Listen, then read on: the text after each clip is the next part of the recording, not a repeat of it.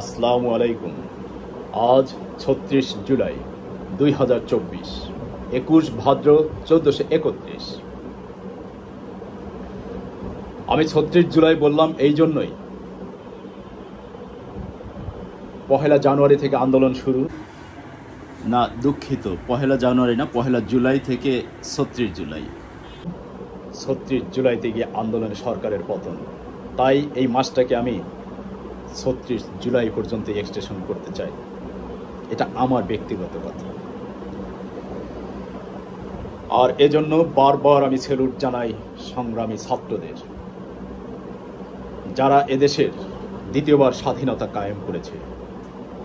আমি যুদ্ধের সময় মাত্র 2 মাস, আমার মা আমাকে 2 মাসের কোলে করে পাকিস্তানি হানাদার বাহিনীর ভয়ে পালিয়ে পালিয়ে বেরিয়েছেন। আমি সেই 1971 দেখিনি, আমি 1969-এর গণ অভ্যুত্থান দেখিনি, আমি 1952 সালের ভাষা আন্দোলন দেখিনি। তবে আমি এরশাদ সরকারের পতনের সময় সক্রিয় ভূমিকায় ছিলাম, আমি সেটা দেখেছি। কিন্তু এ সকল আন্দোলনকে সম্পূর্ণভাবে ব্যর্থ করে দিয়েছে এইবারের ছাত্র সংগ্রাম। এইবারের ছাত্রদের যে বুকের তাজা রক্তের বিনিময়ে যে স্বাধীনতা অর্জন করেছে, এটা পৃথিবীর ইতিহাসে বিরল, বাংলার ইতিহাসে তো বটে। এ ধরনের ইতিহাস পৃথিবীতে আর নেই।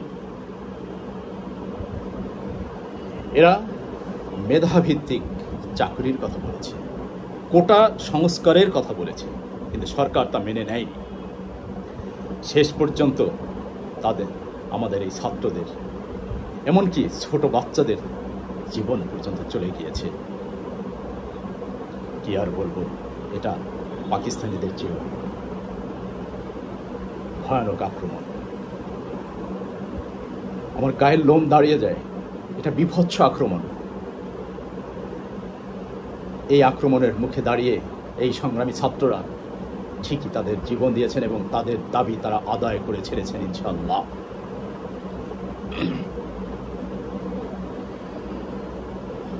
তারা নতুন একটি সরকারের রূপরেখা দিয়েছেন, যেখানে যে সরকারের উপদেষ্টাগণ কোনো দলের নয়, তারা নিরপেক্ষ, তারা দেশের উচ্চতর পর্যায়ের লোক, যাদের কাছে আমরা আশা করি বাংলার জনগণের আশা, আকাঙ্ক্ষা, অভাব, অনটন সম্পূর্ণ কিছু দূর হবে।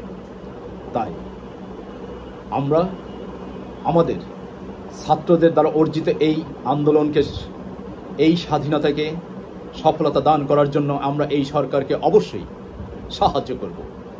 কেউ তাদের বিরুদ্ধে কোনো কটাক্ষ উক্তি করব না। এটা আমার অনুরোধ, জনগণের প্রতি অনুরোধ, যে আপনারা তাদের কাজে বাধা দিবেন না। তারা ইনশাআল্লাহ আমাদের দেশের উন্নতি সাধন করে ছাড়বেন ইনশাআল্লাহ। আর একটি বৈপ্লবিক পরিবর্তন তাদের মাধ্যমে আমরা আশা করি, কারণ একটি দেশের বিপ্লবের মাধ্যমে, আন্দোলনের মাধ্যমে যদি সরকার পতন হয়, তাহলে সেই সরকার তার বৈধতা হারিয়ে ফেলে, তার সমস্ত কার্যক্রম হারিয়ে ফেলে, তার সমস্ত চুক্তি বাতিল হয়ে যায়, এমনকি সংবিধান পর্যন্ত বাদ হয়ে যায়। আর সেই সংবিধান আজ পরিবর্তন করার সুযোগ এসেছে। তাই এই সরকারের মাধ্যমে আমরা সেই সংবিধান পরিবর্তন করতে চাই।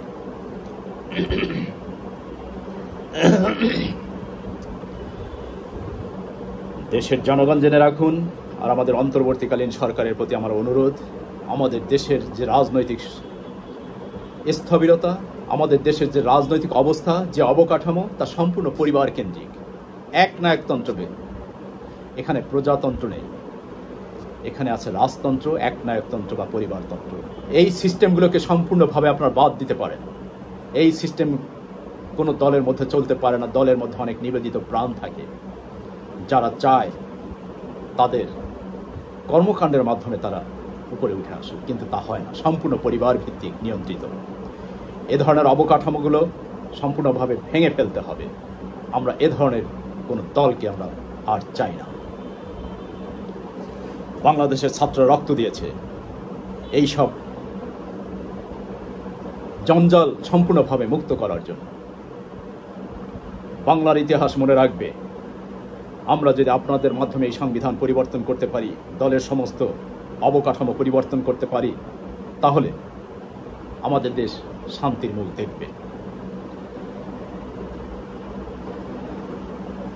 আমাদের দেশে যে কোটা আন্দোলন, সেই কোটা আন্দোলনকে কেন্দ্র করে যত রক্ত দিয়েছেন, কিন্তু আপনারা কেন ভুলে গেলেন যে আমাদের দেশের যে জাতির পিতা, জাতির জনক বঙ্গবন্ধু শেখ মুজিবুর রহমান, তার কোটায় কিন্তু তার মেয়ে এই দলের প্রধান হয়েছেন এবং পরবর্তীতে প্রধানমন্ত্রী। আমাদের আরেক জন প্রেসিডেন্ট জিয়াউর রহমান, তার মাধ্যমে কোটা চলে এসেছে তার স্ত্রী প্রধানমন্ত্রী বেগম খালেদা জিয়া, তিনিও এই কোটার মাধ্যমে দলের প্রধান হয়েছেন এবং ক্ষমতায় এসেছেন, হয়তোবা পরবর্তীতে তার সন্তানেরা। কিন্তু এভাবে তো হতে দেওয়া যায় না। সেই স্বৈরাচার এরশাদ সরকারের পতন হয়েছে ঠিকই, কিন্তু তারা ক্ষমতায় আসতে পারেনি। কিন্তু দলের প্রধান ব্যক্তিত্ব তার স্ত্রী এবং তার ভাই। এই পরিবারতন্ত্রকে আপনারা অবশ্যই বাদ দিতে হবে। আর কেউ যেন এভাবে বাংলার ইতিহাসকে কলঙ্কিত করতে না পারে, আপনারা সেদিকে নজর দিবেন। কেউ যেন পরপর দুইবার নির্বাচিত হয়ে পরপর দুইবার নির্বাচন করতে না পারে, আপনাদের কাছে আমার সেই দাবি। সেই ধরনের সংবিধান আপনারা রচনা করুন। প্রয়োজনে নতুন দল করে এদেশের এই আন্দোলনকে আপনারা ফলপ্রসূ করুন। আমার মনে হয় সংসদীয় পদ্ধতি, এই পদ্ধতির পক্ষে বিপক্ষে অনেক যুক্তি অবশ্যই আছে, কিন্তু সংসদীয় পদ্ধতিতে পরিবারতন্ত্রকে উস্কে দেওয়া হয়। প্রেসিডেন্ট একটি দেশের প্রধান, কাজে প্রেসিডেন্সিয়াল পদ্ধতি দরকার। সংসদের মাধ্যমে আসে প্রেসিডেন্ট, তারা নির্বাচন করেন, কিন্তু এই প্রেসিডেন্টকে আমরা চিনি না, জানি না সে কোন ধরনের ব্যক্তিত্ব, সে কি। হঠাৎ করে একদিন পরিচয় করিয়ে দেওয়া হয়, এই হলো প্রেসিডেন্ট। কিন্তু তিনি যদি জনগণের ম্যান্ডেটে নির্বাচিত হয়ে আসতে পারতেন, তাহলে জনগণের কাছে তার দায়বদ্ধতা থাকতো এবং আমরাও তার প্রতি অধিকার থাকতো, আমরাও তার কাছে কিছু বলতে পারতাম। মাননীয় উপদেষ্টা মণ্ডলী, আমাদের অন্তর্বর্তীকালীন সরকার, আপনাদের কাছে আমার দাবি, এই মুহূর্তে দেশে অরাজকতা চলছে। এই অরাজকতার মধ্যে আমাদের ব্যাংকিং সেক্টরকে অবশ্যই রক্ষা করতে হবে, কারণ দেশের অর্থ পাচার হয়ে যেতে পারে, কেউ বস্তা ভরে টাকা নিয়ে যেতে পারে। আমার তো মনে হয় এদেশের অনেক অনেক ধরনের ব্যবসায়ী এবং চাকুরিজীবী, তাদের বাসা, তাদের সমস্ত খতিয়ান খোঁজ নিলে আপনারা দেখবেন, কেউ তো হয়তো পাচার করতে পেরেছে, আর কেউ বাসায় রেখে দিয়েছে টাকা পয়সা। এগুলো উদ্ধার করতে পারলে দেশের জন্য উপকার হবে। এটা আমার অনুরোধ, আপনারা একটু চিন্তা করে দেখবেন। এছাড়া ব্যবসায়ীরা এবং কোনো চাকুরিজীবী নির্বাচনে আসতে পারবেন না। ব্যবসায়ীরা যদি নির্বাচনে আসে, তাহলে টাকার ফ্লো বেড়ে যায়, যেখানে দুর্নীতি চরমভাবে বেড়ে যায়। নির্বাচিত হওয়ার পর তারা আবার সেই টাকা উঠানোর জন্য অন্যায় পথ বেছে নেয়। আর চাকুরিজীবীরা, যাদের মনের ইচ্ছা যে আমরা নির্বাচন করব, তারা আগের থেকেই সরকার দলের লেজুর হয়ে যায়, সরকার দলের একজন পোষা কুকুরের মতো কাজ করে। কাজে এই সমস্ত ব্যাপারগুলো আপনারা মাথায় রাখবেন। আর আবার ভেবে নিয়েন না যে আমি আপনাদেরকে সাজেশন দিচ্ছি। আমি দাবি করছি আমার সাজেশন দেওয়ার মতো যোগ্যতা নেই। অনুরোধ করব, বাংলাদেশের বিভিন্ন ডিপার্টমেন্টে সরকারি ইউনিয়ন, চাকরিজীবী ইউনিয়ন আছে, এই সমস্ত সিন্ডিকেট, মহাজনী ব্যবসায়ী মহাজনী সিন্ডিকেট আছে, শ্রমিক ইউনিয়ন আছে, মালিক শ্রমিক ইউনিয়ন আছে, এগুলো বাংলাদেশ ট্রান্সপোর্ট, বাংলাদেশ গার্মেন্টস, বিভিন্ন জায়গায় যেসব ইউনিয়ন গড়ে উঠেছে, যত জায়গায় যত ধরনের ইউনিয়ন গড়ে উঠেছে, সিন্ডিকেট গড়ে উঠেছে, সমস্ত কিছুকে ভেঙে ফেলতে হবে। আর ব্যবসায়ীরা যাতে আমাদের এই দুঃসময়ে কোনো ধরনের কারসাজি না করে বেশি মুনাফা অর্জন না করে, তাতে আমাদের দেশের যে অবস্থা, আগামী 2-3 মাসের মধ্যে অভাব আমরা বোধ করব এবং আমরা অভাবী হয়ে পড়ব।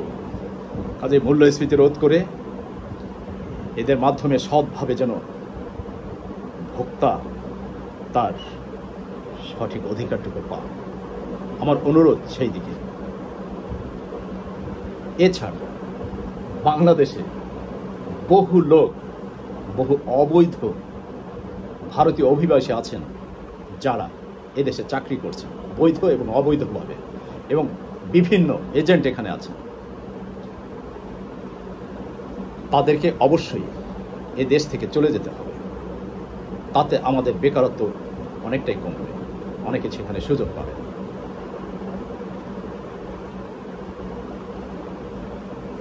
বাংলাদেশ আমাদের আকাশ ব্যবহার করে প্রতি বছর 1 লক্ষ কোটি টাকা নিয়ে যাচ্ছে, এবং বাংলাদেশের সেখানে 1 পয়সা লাভ নেই।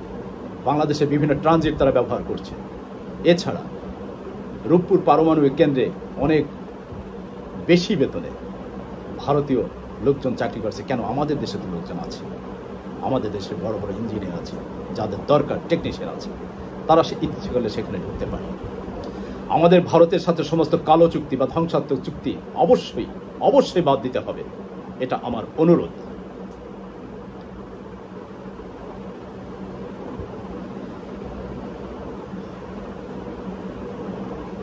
আর বিদেশি ভাইদের বলবো, আপনারা অবশ্যই আপনাদের রেমিটেন্স বাংলাদেশে পাঠান, বেশি বেশি করে পাঠান, কারণ বাংলাদেশের এই মুহূর্তে রেমিটেন্স দরকার, রিজার্ভ, বাংলাদেশের রিজার্ভ দরকার। এটা না হলে বাংলাদেশের অবস্থা খারাপ। অনেক টাকা ঋণ বাংলাদেশের মাথায় রেখে গেছে, আর বাংলাদেশের মাথায় ঋণ রাখা মানে আমাদের প্রতিটি জনগণের মাথায় সেই ঋণ। কাজে আপনাদের কাছে আমার অনুরোধ, আপনারা এগুলো অবশ্যই দেখবেন। এবার আসবো শিক্ষাগত যোগ্যতার ব্যাপারে। তো নির্বাচন সবাই করতে চায়, কিন্তু প্রতিটি শ্রেণীর কোন কোন ধরনের নির্বাচন করতে পারবেন সেই ধরনের আপনাদের একটা রূপরেখা দেওয়া দরকার। শিক্ষাগত যোগ্যতা নিয়ে যদি চাকরিতে ঢুকতে হয় তাহলে রাজনীতিতে কেন নয়? সবার জন্য রাজনীতি মানি, কিন্তু আমি একটা ছোট্ট জায়গা থেকে বলছি, একজন ইউনিয়ন পরিষদের মেম্বারকে যদি এসএসসি পাস করতে হয়, করানো হয় যে সে এসএসসি পাস থাকতে হবে তার সীমারেখা, এবং ইউনিয়ন পরিষদের চেয়ারম্যান বিএ পাস, উপজেলা চেয়ারম্যান এবং পৌরসভার মেয়র তাকেও বিএ পাস হতে হবে ন্যূনতম পক্ষে। এছাড়া সিটি কর্পোরেশনের মেয়র তাকে বিশ্ববিদ্যালয়ের উচ্চতর ডিগ্রি নিতে হবে এবং সেখানকার কমিশনার বিএ পাস হতে হবে। শুধু তাই নয়, এমপি যারা নির্বাচিত হবেন তাদের নির্বাচনে দাঁড়াবেন তাদের ক্ষেত্রেও বিশ্ববিদ্যালয়ের উচ্চতর ডিগ্রি নিতে হবে। এছাড়া তারা দাঁড়ানোর মতো যোগ্যতা হারিয়ে ফেলবে। আর প্রধানমন্ত্রী, রাষ্ট্রপতি এরা তো অবশ্যই উচ্চশিক্ষিত হবেন এবং গবেষক হতে হবে, তাহলে দেশকে গবেষণার মাধ্যমে অনেক উঁচুতে নিয়ে যেতে পারবে। শুধু এক্ষেত্রে বলছি না, একটা স্কুল কলেজের ম্যানেজিং কমিটিতে একজন সভাপতি, একজন মেম্বার, তারা যদি অশিক্ষিত হয় তাহলে এই শিক্ষিত শিক্ষকদের কিভাবে চালাবেন? তাই সেই ক্ষেত্রে একজন মেম্বারকে অবশ্যই আইএ পাস হতে হবে, ইন্টারমিডিয়েট পাস, আর একজন সভাপতি অবশ্যই ন্যূনতম বিএ পাস হতে হবে। তাহলে সে এই শিক্ষকদের পরিচালনা করতে পারবেন। দেশের ভবিষ্যৎ যারা ছোট ছোট ছাত্র তাদের জন্য কি পদক্ষেপ নিতে হয় তা তারা নিতে পারবে। আমার এই ধরনের কিছু অভিজ্ঞতার জন্য এই কথাগুলো বললাম। আজ